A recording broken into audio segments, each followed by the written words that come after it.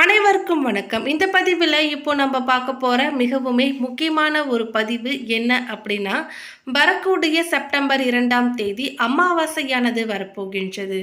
அதாவது செப்டம்பர் 2ஆம் தேதி ஆவணி மாதம் திங்கட்கிழமையன்று இந்த அமாவாசை வருவதால் இது சோமாவதி அமாவாசை என்று அழைக்கப்படும்.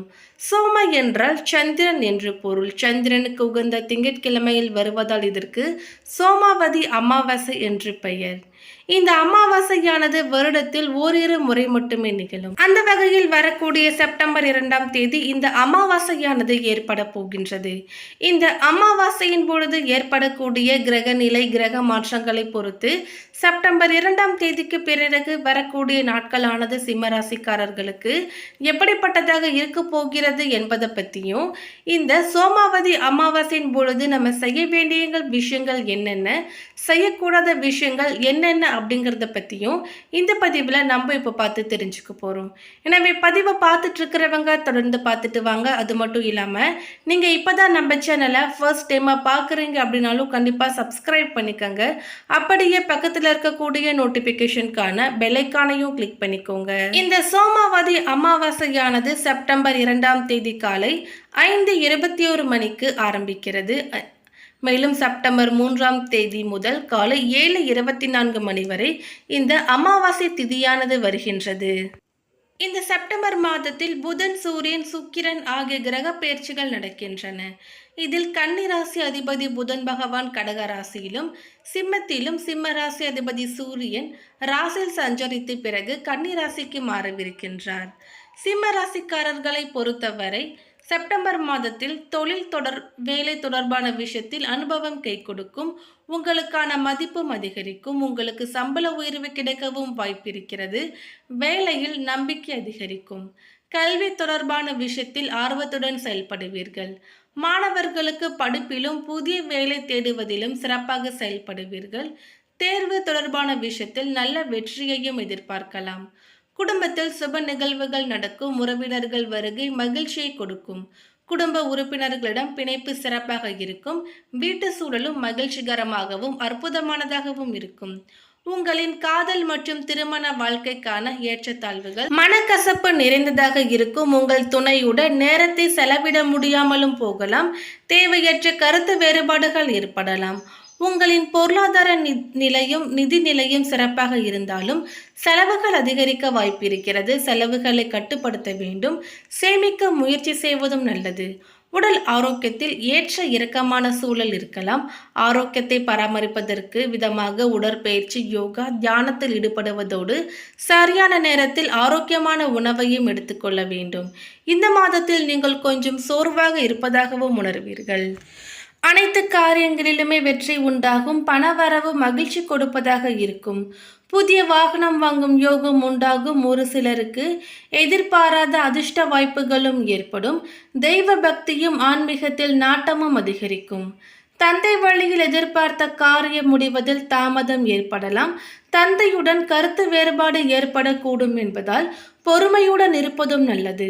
பொன்பொருள் சேர்க்கைக்கு வாய்ப்பு உண்டாகும். வாழ்க்கை துணை வழி உறவினர்களால் எதிர்பாராத ஆதாயம் கிடைப்பதற்கும் வாய்ப்பிருக்கிறது. வீடு மனை வாங்கும் முயற்சிகளும் அனுகூலமாக முடியும். உறவினர்களால் அடிக்கடி பிரச்சனை ஏற்படலாம் என்பதால் கூடுமான வரை பொறுமையை கடைபிடிக்க வேண்டும். கணவன் மனைவிக்கு இடையே சிறு சிறு அளவில் கருத்து வேறுபாடு ஏற்பட வாய்ப்பிருப்பதால் ஒருவரை ஒருவர் அனுசரித்து போவது நல்லது. அலுவலகத்தில் பதவி உயர்வு, ஊதிய உயர்வு போன்ற சலுகைகள் கிடைக்கலாம். ஆனாலும் பணிச்சுமை அதிகரிக்கவே செய்யும். சக ஊழியர்கள் உங்கள் பணிகளுக்கு உதவிகரமாக இருப்பார்கள். ஒரு சிலருக்கு வேலையில் இடமாற்றமும் ஊர் மாற்றமும் ஏற்படலாம். தொழில் மற்றும் வியாபாரத்தில் மாத முற்பகுதியில் விற்பனை அதிகரிப்பதுடன் லாபமும் படிப்படியாக உயரும். முன்பின் தெரியாதவர்களுடன் ஒப்பந்தம் செய்து கொள்ள வேண்டாம். ஷேர் மூலம் ஆதாயம் வரும்.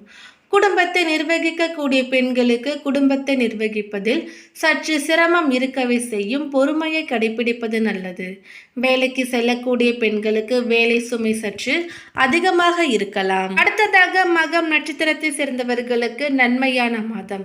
தன குடும்ப வாக்குஸ்தானத்தில் கேது சஞ்சரிப்பதால் குடும்பத்தில் குழப்பம், வரவில் தடை, கொடுத்த வாக்கை காப்பாற்ற முடியாத நிலையும் உண்டாகும். குரு பகவானின் பார்வையால் மாற்றம் ஏற்படும். உடல்நிலையில் முன்னேற்றமும் தோன்றும். தாய் வழி உறவுகளின் ஆதரவு உண்டாகும். எதிர்பார்த்த சந்தோஷமும் கிடைக்கும். தொழில் வியாபாரத்தில் முன்னேற்றம் ஏற்படும். போட்டியாளர்கள் பாதையிலிருந்து விலகி செல்வார்கள். இழுபறியாக இருந்த வழக்கு முடிவிற்கு வரும். சூரிய பகவானால் தைரியமாக செயல்பட தொடங்குவீர்கள். உத்தியோகத்தில் இருப்பவர்களுக்கு வேலைப்பளு அதிகரிக்கும். ஒரு சிலருக்கு புதிய பொறுப்பு உண்டாகும். உங்களை அலட்சியமாக பார்த்தவர்கள் மத்தியில் உங்கள் செல்வாக்கு உயரும். செவ்வாய் பகவான் லாபஸ்தனத்தில் சஞ்சரிப்பதால் சங்கடம் விலக ஆரம்பிக்கும். அஷ்டமஸ்தனத்தில் ராகு சஞ்சரிப்பதால் ஆசைக்கு இடம் கொடுக்காமல் செயல்படுவதும் அவசியம். மாணவர்கள் மாதத்தின் முற்பகுதியில் வேறு சிந்தனைகளுக்கு இடம் கொடுக்காமல் படிப்பில் அக்கறை எடுத்துக்கொள்வது நல்லது. மேலும் சந்திராஷ்டம நாட்கள் 22. அதிர்ஷ்ட நாட்கள் செப்டம்பர் 1, 7, 10 மற்றும் 16. அடுத்ததாக பூரம் நட்சத்திரத்தை சேர்ந்தவர்களுக்கு உங்கள் ஜென்ம ராசிக்குள்ளும் தொடர்ந்து தனஸ்தானத்திலும் சுக்கிரன் சஞ்சரித்து வருவதால் எதிர்பார்த்த நன்மையை அடைவீர்கள். சமூகத்தின் பார்வைக்கு செல்வாக்கு மிக்கவராக தோன்றுவீர்கள். குடும்பத்தில் இருந்த நெருக்கடி காணாமல் போகும். பணவரவும் திருப்தி கொடுக்கும். விருப்பங்கள் எளிதாக நிறைவேறும். ஒரு சிலருக்கு புதிய சொத்து வாகனம் சேரும். ஜீவனஸ்தனத்தில் சஞ்சரிக்கும் குரு பகவானால் உத்தியோகத்தில் பாதுகாப்பு கிடைக்கும். வழக்கில் வெற்றி உண்டாகும். குடும்பத்தில் நிம்மதி உண்டாகும். கணவன் மனைவிக்குள் ஏற்பட்ட பிரச்சனை விலகி ஒற்றுமை ஏற்படும்.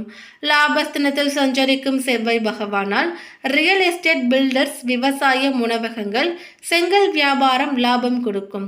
ராகு பகவான் அஷ்டமஸ்தனத்தில் சஞ்சரிப்பதால் உத்தியோகத்தில் இருப்பவர்கள் சட்டத்திற்கு உட்பட்டு நேர்மையாக செயல்படுவது நல்லது.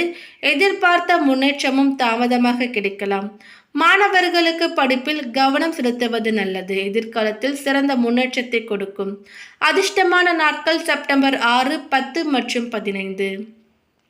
அடுத்ததாக பாதம் 1 உத்திரம் நட்சத்திரத்தை சேர்ந்தவர்களுக்கு திட்டமிட்டு செயல்பட வேண்டிய மாதம்.